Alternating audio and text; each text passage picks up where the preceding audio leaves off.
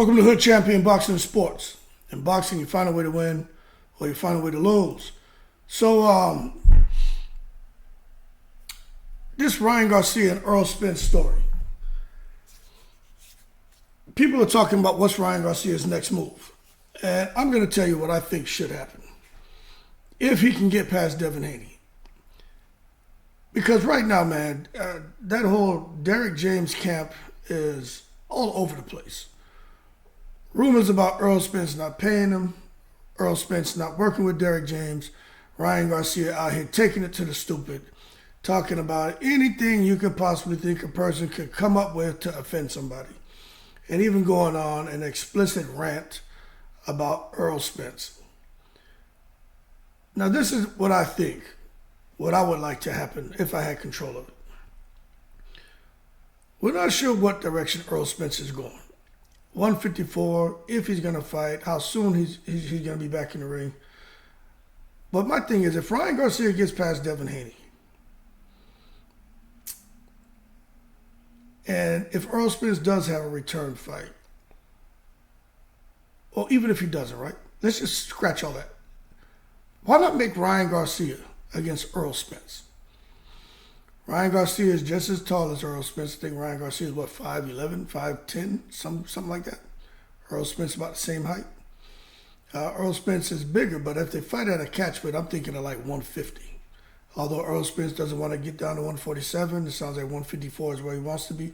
But to just entertain the discussion, let's say 150, right?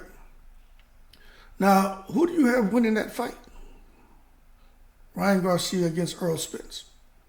And don't get all emotional because you're an Errol Spence fan and come out here, screw you, head champion, you don't know boxing, you're a buster, you get out the shower to take a piss, how dare you suggest Ryan Garcia with those big ears could come out of here and beat Errol Spence. You don't know anything, screw you. Yo, quit taking it to the stupid.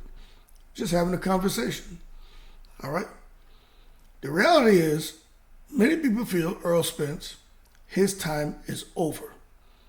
They look at what Terrence Crawford did to him, and Terrence Crawford had a whole lot to do with what Errol Spence experienced in that ring facing against Crawford. Crawford put the Omaha, Nebraska bing-bings on him. But at the same time, let's forget about it. It was Terrence Crawford in the ring. So what? That version of Errol Spence, right? Not my opinion. I do think he looked weird, but I mean, Crawford did the business that he does to everybody he gets in the ring with. But I would say more people than not feel that something about Errol Spence was missing going into that fight. I was even talking about his slurred speech, way before the fight even happened. I was one of the first people who was actually reporting on it. But if we're going to say, right, this is the thing. If we're going to say that Errol Spence is done, Errol Spence his body has been through too many violent physical experiences, and Errol Spence could have been in that ring, even with an inactive Keith Thurman, and would have lost because his balance wasn't there, his defense wasn't there, and he was fighting off of emotion and not thinking. Now, you're going to tell me, right, that person who you felt should not have been allowed to box on that night. You're going to sit here and tell me that if that's the same Errol Spence that we have today, right, you're telling me that Errol Spence beats Ryan Garcia? I understand it's Errol Spence, but I'm just talking about this is a guy that many people are saying is washed up, he's injured, he doesn't have it all, he can't pull the trigger, his defense isn't there, he doesn't have the punch resistance, all the scar tissue he had from the car accident causing him to swell and bleed easily. But you're going to say he's going to get in there and going to beat Ryan Garcia? Now remember, I'm not saying I think he wins or loses. I'm just, for those of you who says he easily wins, hold your horses. Now, let's add another layer to that conversation. How about this? Errol Spence is in between trainers, is what it sounds like. If Errol Spence were to plan to fight Ryan Garcia next, which I think that shit would sell out, and he's in between trainers, could find Errol Spence, who has more of a Mexican style, in my opinion, come forward, mash up, crash up, all gas, no brakes, balls to the wall, right? If he's in between trainers, he's now going to have somebody with new ideas, new methodologies, right? A new approach to boxing. And they're going to know that Errol Spence can fight. They're going to look to probably make the things that he does good, make him great, to mirror the other things that he's currently doing that he does great.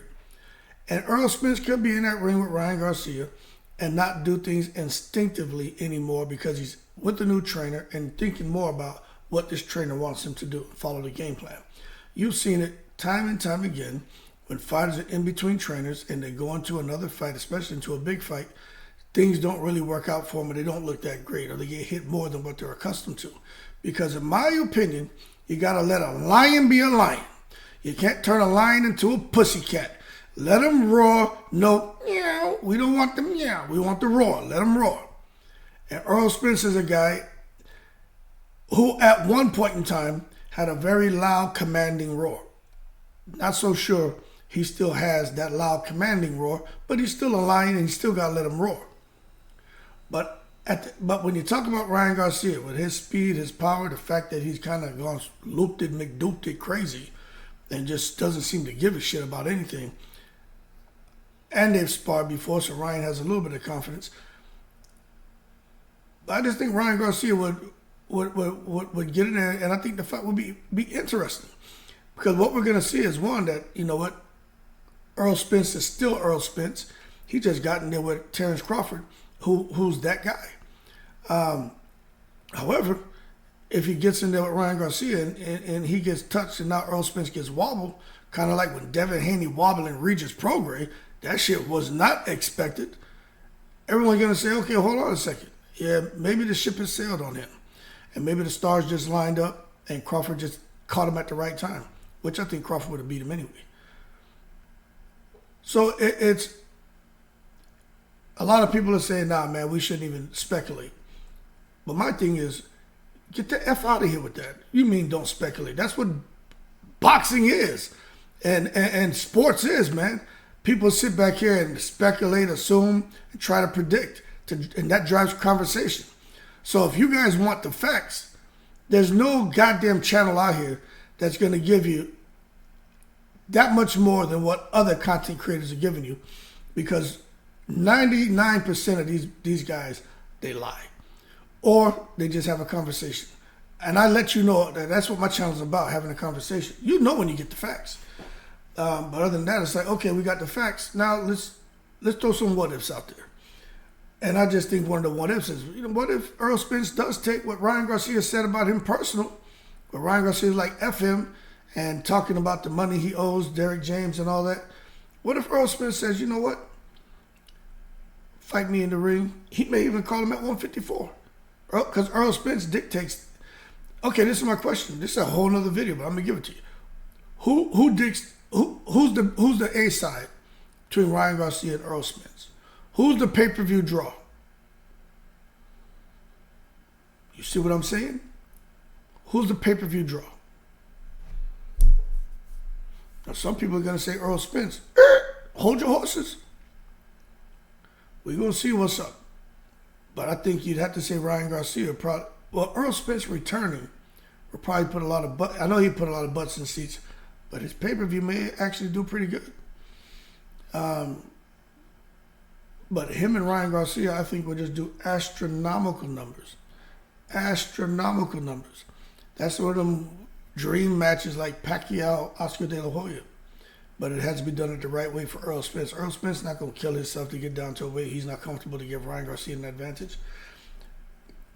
That being said, man, let's see what happens, because with Derek James, he's planning an exit strategy from boxing. He's not taking on any more fighters. He's got Ryan, I think Jamel's still over there, Frank Martin, Errol Spence seems like he's already could be a foot outside the camp. and he's just gonna ride it out with what he has. And once it's over, it's over. And to hear Derrick James talking like that, it's good that he has an exit strategy, but I think he doesn't sound really happy to me. You know what I'm saying? But I know it's a kind of tumultuous time having Errol Spence lose. What's his name? Jamel Charlo lose.